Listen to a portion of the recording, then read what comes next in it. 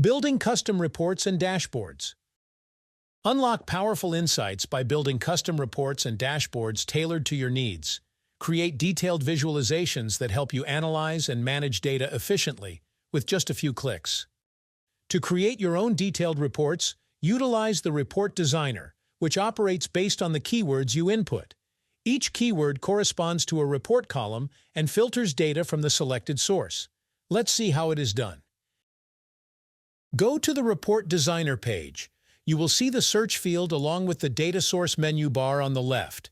If you click on Select Data Source, you'll be able to select the data source depending on the data you'll need. You can choose both if you turn this toggle on. Enter your keywords in the search field. For example, amount overdue, invoice service, and click Go. You will see a generated report as a search result. Generated reports are fully customizable. You can switch between chart and table visualization types and choose between bar, donut, funnel, and more visualizations.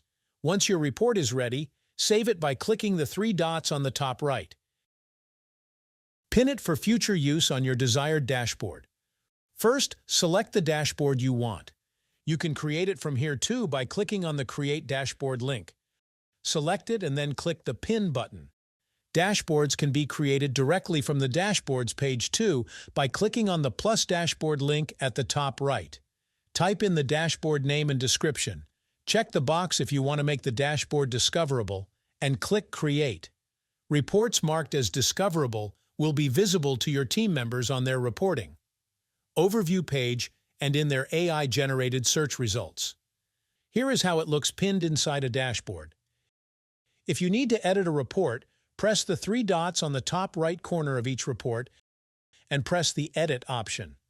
Making a copy of a dashboard allows you to present the same reports on different visualizations.